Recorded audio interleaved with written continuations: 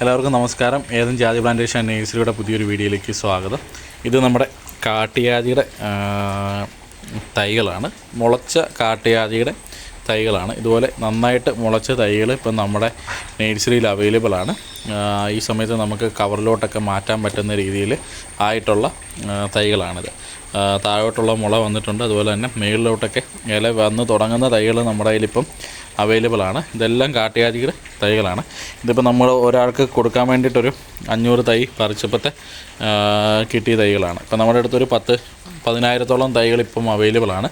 ഇപ്പം നമ്മളിതിന് മുളച്ച തൈകൾക്ക് നമ്മൾ ഒരു തൈക്ക് 4 രൂപ രീതിയിൽ, അതായത് മുളച്ച തൈകൾ മാത്രമേ നമ്മളിപ്പം അയക്കുന്നുള്ളൂ. ഒരു തൈക്ക് 4 രൂപ എന്ന നിരക്കിൽ നമ്മൾ അയക്കുന്നുണ്ട്. നല്ല കരുത്തുള്ള തൈകളായിരിക്കും അയക്കുന്നത്. നമ്മൾ DTDC വഴിയാണ് നമ്മൾ പാഴ്സലായിട്ട് അയക്കുന്നത്.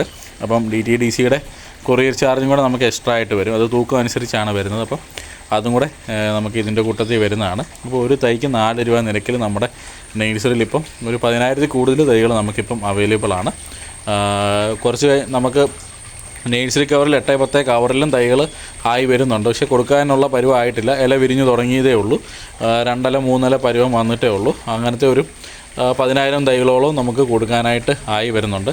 അപ്പോൾ ആവശ്യമുള്ളവർ നമ്മളുമായിട്ട് നേരത്തെ ബന്ധപ്പെടുവാണെങ്കിൽ, ഓർഡർ ചെയ്ത് വെക്കുവാണെങ്കിൽ നമുക്കത് അവർക്ക് വേണ്ടി സൂക്ഷിക്കാനായിട്ട് സാധിക്കും.